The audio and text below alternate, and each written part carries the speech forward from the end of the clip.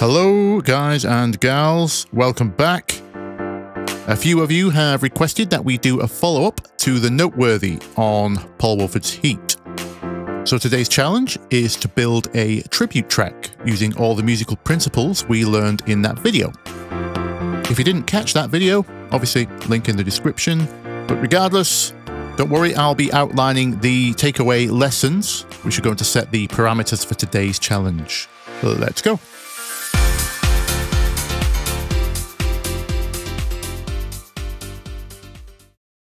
Okay, so to start with, we have to acknowledge that we're not going to beat Amber Mark's performance on Heat. Not without a dedicated session with a vocalist anyway. But I did find these pretty good ones from the Deep Tech House Pack by Dropgun Samples on Splice. I mainly focused on matching the energy.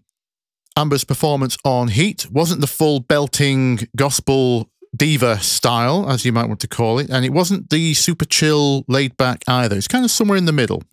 So I found this chorus, which I'm quite happy with. When I see you dancing, I know you're a 10, getting real ecstatic, we both know it right away. Another reason to choose a vocal was rhythmically, it's mostly square.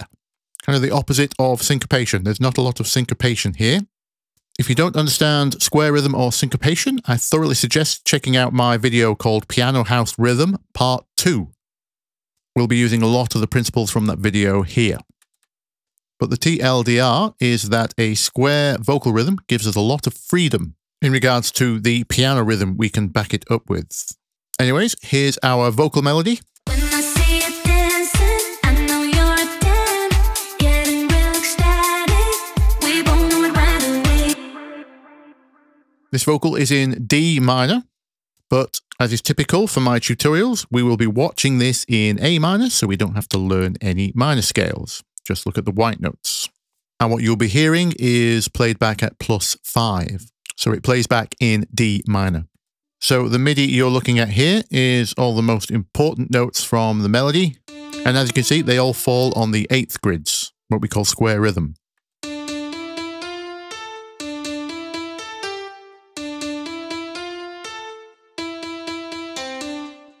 And what this tells me is the melody is mostly based around chord 1. There's the 3 notes of our chord 1, with the exception of the turnaround, which is based on notes 2 and 7. But it does resolve to the 1. So I might choose to work with this because it's painting a chord 7. Because chord 7 would be this.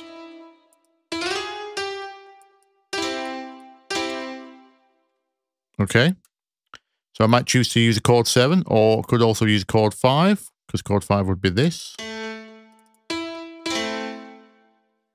Chord 5 or 7 for our last bar, maybe.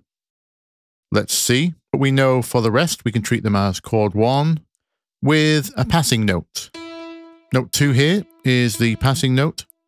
That's how I'm going to treat it anyway. Chord 1 with a passing note. So we know the 1-6-4 trick is going to come in handy. See my beginner's guide to chording vocals if you don't know that one.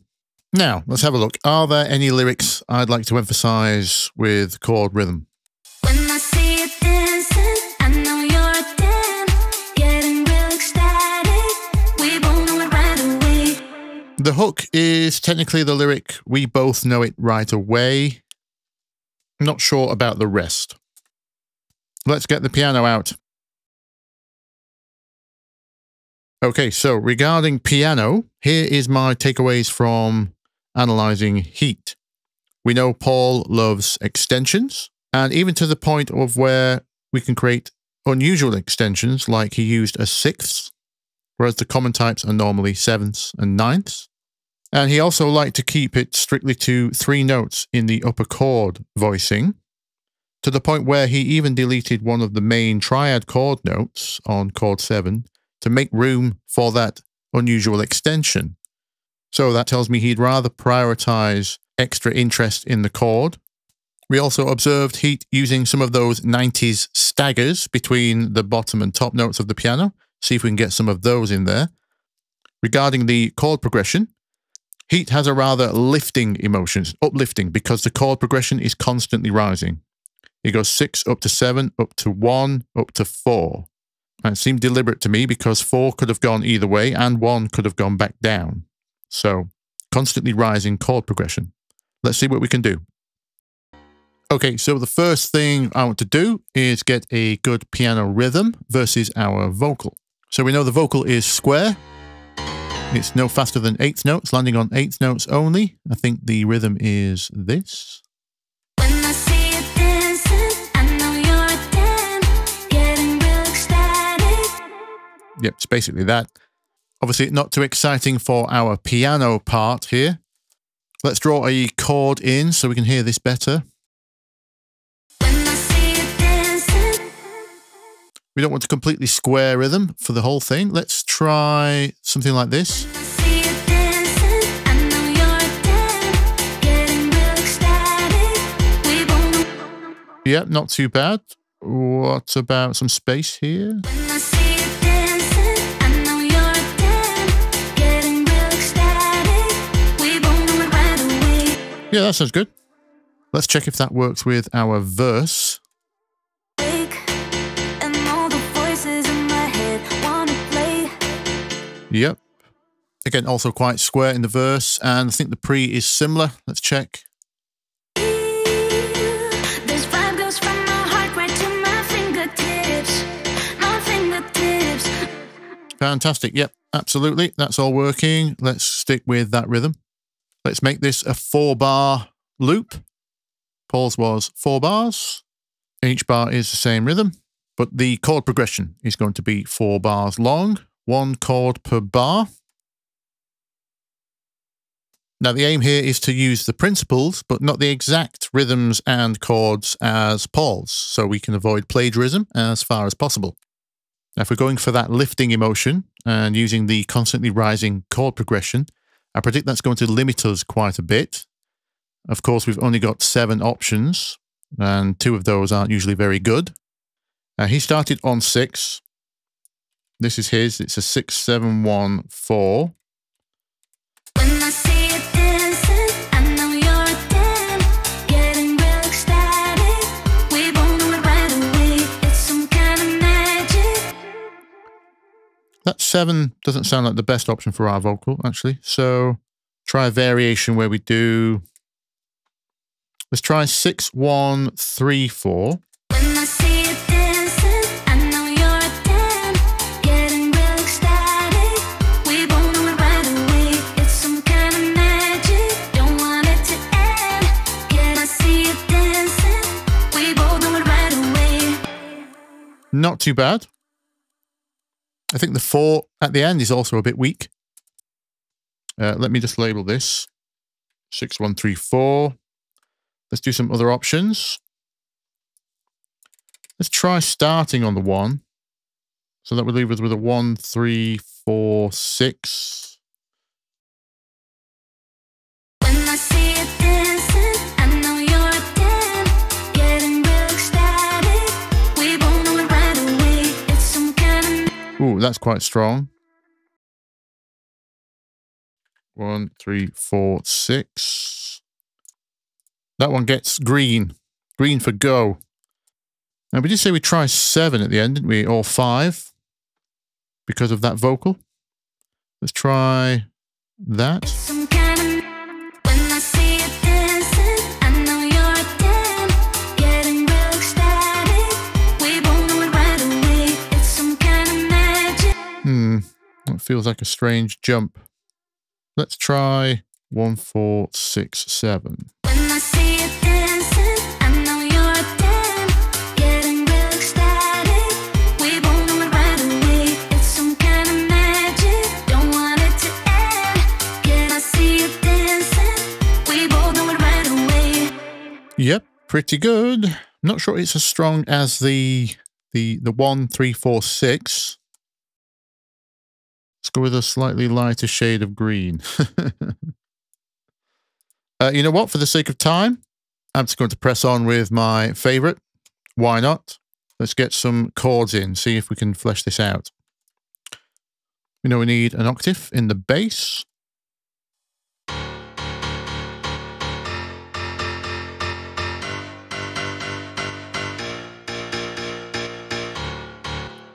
Is it this octave or this?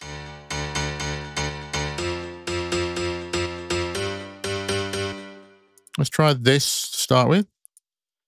So our beginning chord would be this.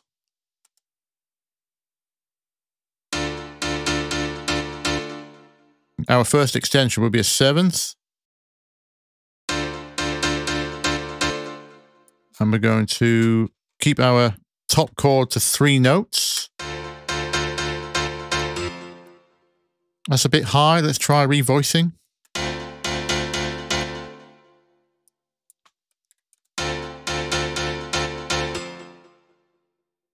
That's quite good. Let's do another seventh here.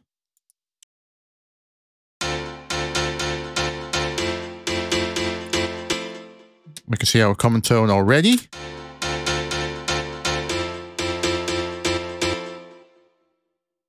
I'm liking this because you can see the little internal melody forming.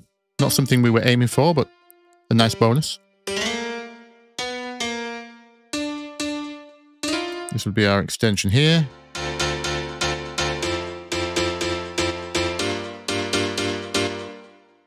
That change is a little too much. What can we do?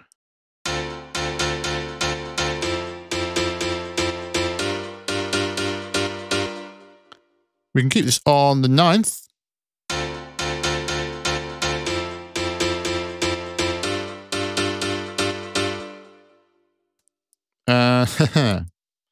And look at how this works out. Now we do need a break from all the common tones. Paul did break off on chord 4, the last bar.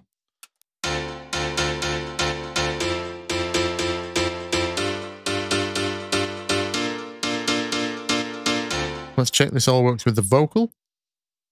When I see you dancing, I know you're a 10, getting real ecstatic. We both know it right away. It's some kind of magic. Yes, that's working. How do we separate our last chord? He separated his extension, didn't he? Changed up to a 9th. When I see you dancing, I know you're a 10, getting real ecstatic. We both know it right away. It's some kind of magic. That's pretty good. Just wondering what this would sound like, forcing it to the vocal note on note 2. We both know it right away. It's some kind of magic. Don't want it to end. Can I see you dancing? We both know it right away. I might do half and half there. We both know it right away. It's some kind of magic. Also here, the vocal moves down, doesn't it, on to note 4 from 5/4. Can we do that? When I see you dancing, I know you're a 10, getting real ecstatic. I'll just move there. When I see you dancing, I know you're a 10, getting real ecstatic. We both know it right away. It's some kind of magic. Yeah, I like that.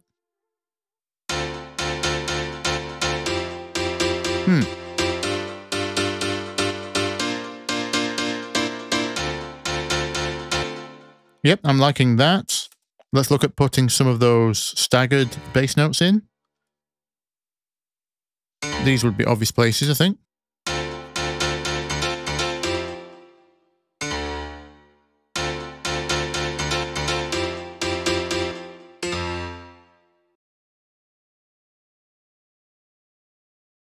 How's that with our vocal rhythm? When I see you dancing, I know you're a 10, getting real ecstatic. We both know it right away. It's some kind of... It's a little busy. Good energy, but very busy. Might be okay for our chorus. Let me try just staggering the last one.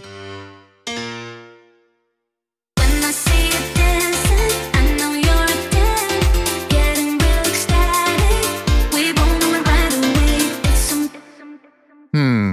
Now it feels like it's lost too much energy. I know, let's try getting the bass in.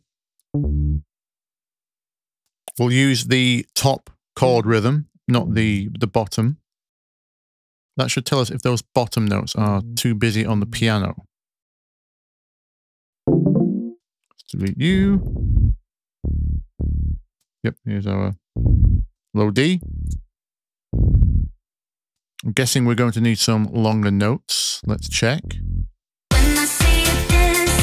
Yep, let's try extending these.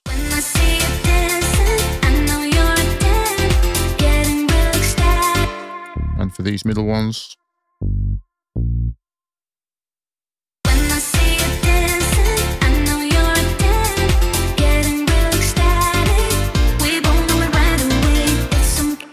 Good stuff. Brilliant. That's definitely working. Now, can we afford that extra stagger? Ah, yes, we can. Yes, we can. These suddenly become a lot more insignificant.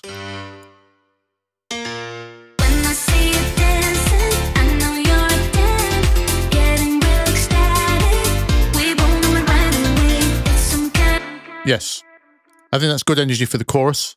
We might take those out in the verse. Constantly rising progression. We've got our extensions in there. Okay, as Dr. Mix would say, next! Okay, the next element I want to get in is the staccato string line. It's essentially a counter melody to the vocal. I want to do it next, just in case we decide to arrange the song so that all three exist together, the strings, the vocal, and the piano. They all need to work together, so let's have a look at that. Now, Paul's method was to take the top notes of the piano and put those on each kick drum. So that would be...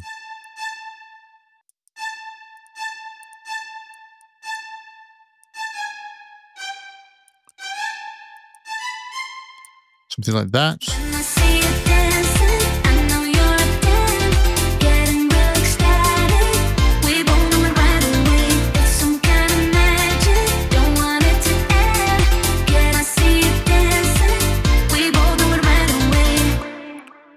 Of course, that works, but I don't want to copy Paul too directly on that idea. I can hear something else because our vocal is actually a lot busier than Amber's is in Heat, especially in the chorus.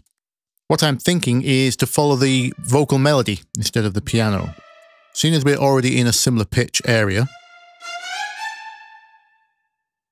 If you remember, I worked out the melody earlier. It's notes 1, 2, 3, and 5. Yeah, I think this will work. Let's see what we can do.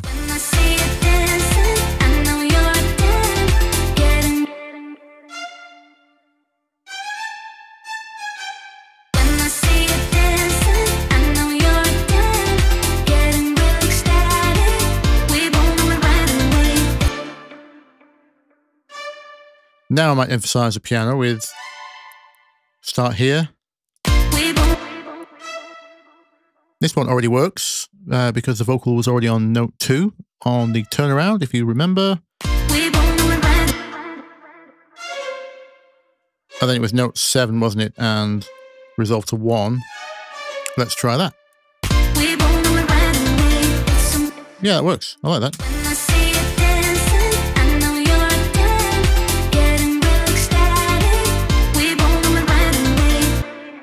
Yes, I think that really works. Next. Okay, next step, let's do the verse. This should be nice and easy. We take our main riff and we're going to calm it down somewhat.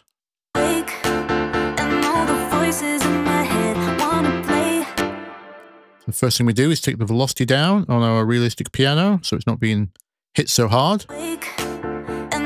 Voices in my head wanna play.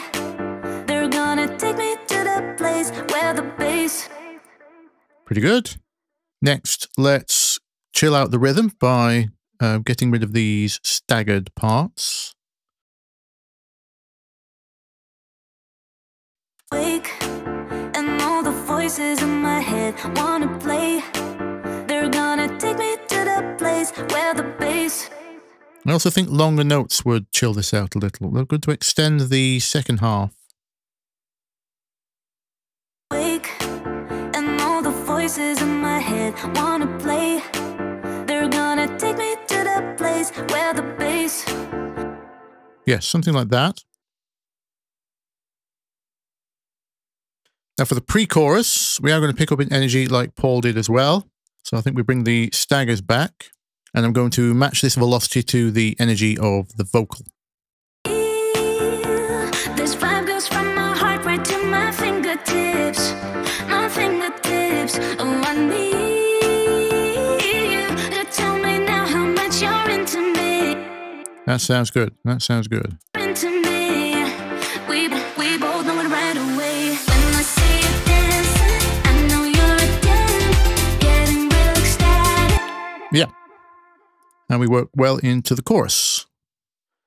Next. Okay, so next, let's look at this post-chorus section. What I thought was great about Paul's arrangement, after his main chorus, he has this post-chorus hook section, but he doesn't continue to run the beat. This becomes kind of a pad breakdown, and then after the breakdown, he goes back into a kind of semi-drop, what I call the hands in the air moment, where the piano and the kick drum play. Now, the reason I think this is great is because most producers would run the chorus and then they would keep running the beat over the post hook. So you end up with kind of a double chorus. And then they would go into the breakdown section.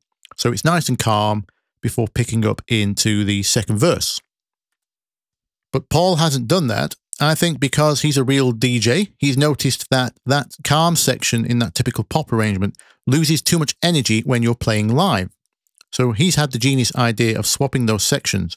So they still have the post-chorus hook to sing over during the break.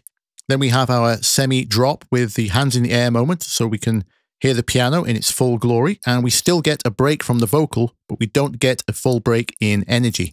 The energy carries on. So let's put in our post-chorus pad section here.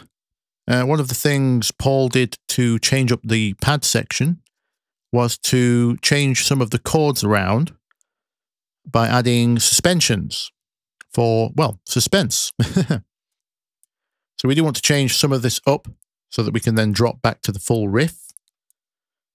So it's not just going to be as simple as taking this first note here and doing this, although we certainly start this way. We both know it, we both know it, we both know it right away. We both know it, we both know it, we both know it right away. So the first thing we can do is not lift too hard on the last chord there. Our vocal is on note 2. So what I think we might be able to do is lean into that. Note 2 just gives us a 9th on chord 1 after all.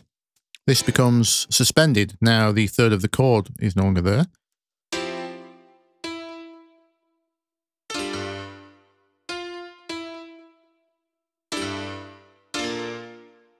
So this leaves us with a 6th extension. 1, 3, 5, 6. We could leave the 9th on top there for colour. It's a strange chord, but I think this will be fine for the breakdown. As we discussed at the beginning, Paul isn't a stranger to using unusual extensions for the sake of common tones. And the fact that it works with our vocal, I think, is a good excuse to try this. Let's hear that with both pianos. We both know it, we both know it, we both know it right away. We both know it, we both know it, we both know it right away. We both know it, we both know it, we both know it right away. We both know it, we both know it, we both know it right away. Yes, I think that works. How does it drop? We both know it right away. Yes, absolutely. I think that works great. So we copy our piano to the cellos as well. We both know it, we both know it, we both know it right away. We both know it, we both know it, we both know it right away. We both know it. Nice. I'm going to turn those down a touch. We both know it, we both know it, we both know it right away. We both know it, we both know it, we both know it right away. Lovely. We're lacking a little weight. Let's add some of those sine waves into the piano bass notes. We both know it, we both know it, we both know it right away. We both know it, we both know it, we both know it right away. We both know it, we both know it, we both know it right away. We both know it, we both know it, we both know it right away.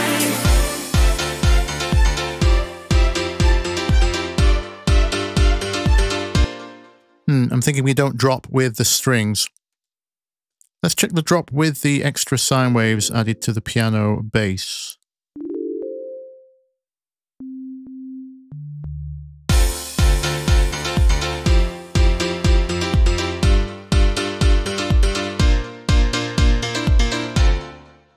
Let's try the strings halfway through.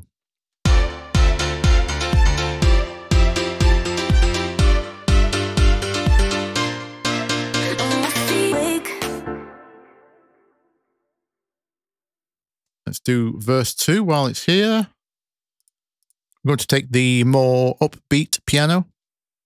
We want the bass in as well. The drums are already running.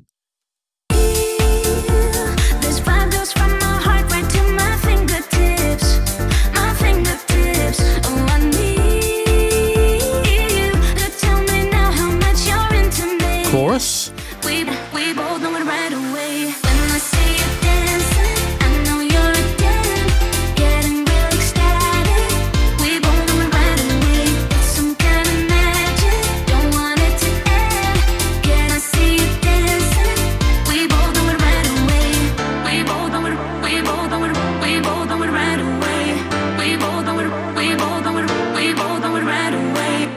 Most of that is working.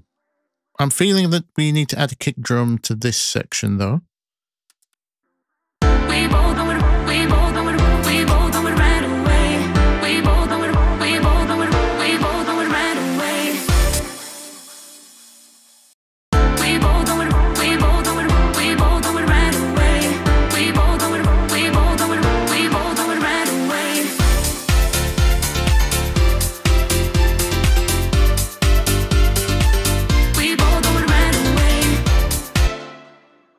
Okay, let's get some details in. High string. We're missing high strings, aren't we? Nice and simple. We just need to hold on note 1 in a high octave.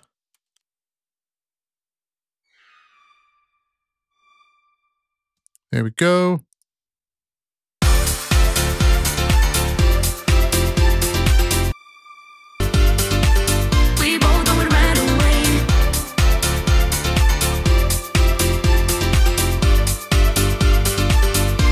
Okay, where else is appropriate for the high string? I think...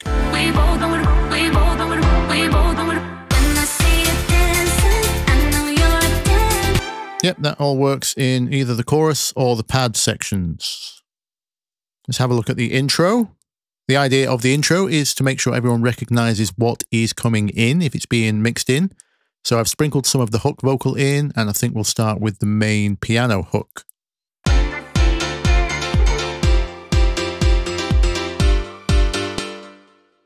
I think this needs to be filtered, certainly for the radio stroke Spotify arrangement anyway.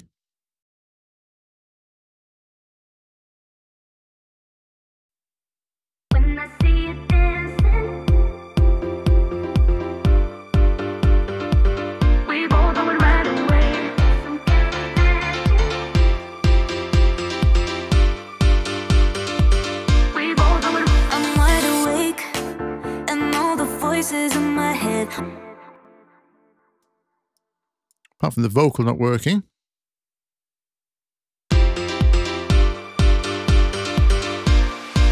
I'm wide awake, and all the voices in my head wanna play. They're gonna take me to the place where the bass and all the hidden ways unfold, where the noise and the lights get too deep. Oh, I feel this vibe goes from my heart right to my fingertips. I'd like that second half to pick up a little bit better, so I might add the bass notes in, the sine waves on the piano bass notes. This vibe goes from my heart right to my fingertips. My fingertips, oh, I need. Let's try creeping in the high string as well. The vocal going up high seems to emulate that already, so that seems appropriate. Wake, and all the voices in my head wanna play. They're gonna take me to the place where the bass and all the hidden ways unfold, where the noise and the lights get too deep. Oh, I feel this vibe goes from my fingertips. Too loud.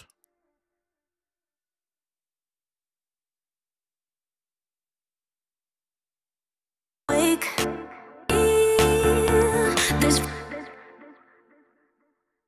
The last details, we have that high sprinkle sound on the Rhodes. I think that'll come in handy here.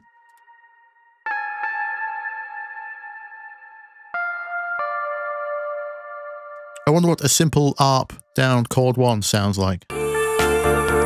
This vibe goes from my heart right to my Not too bad. Let's try that up the octave.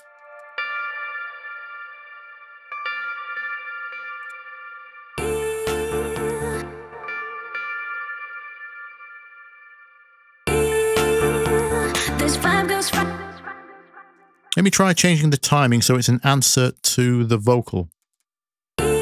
bass and all the hidden ways unfold where the noise and the lights get too deep. Oh, I feel this vibe goes from my heart right to my fingertips. My fingertips. Oh, I need you to tell me now how much you're into me. We both know it right away. When I see you dancing, I know you're a den, getting real ecstatic. We both know it right away. It's some Now I'm missing the brightness in the chorus already. So what I might do here is a little run in the opposite direction up into the chorus. Let's try something like this. right away. When I see you dancing, I know. Try some other notes here. Let's try the 7th. Right away. When I see you dancing, I know you right away. When I see you dancing. Nope, still not working. Let's try pentatonic. When I see you dancing, I know you. Yeah, pentatonic sounds pretty good. Let me turn that down. Right away. When I see you dancing, I know you're a den, getting real ecstatic. We both know it right away. It's some kind of magic. Don't want it to end. When I see you dancing, we both know it right away. We both know it. We both know it. We both know it right away. We both know it. Why not? We both know it right away. We both know it. We both know it. We both know it right away. We both know it. We both know it. We both know it right away.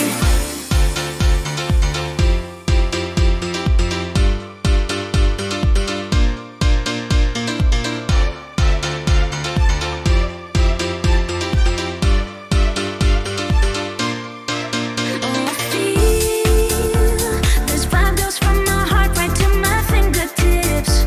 My fingertips. Oh, I need you to tell me now how much you're into me. We both know it right away. When I see you dancing, I know you're a den, getting Okie dokie. There we have it. right away. Our tribute to Paul Woolford's and Amber Mark's Heat.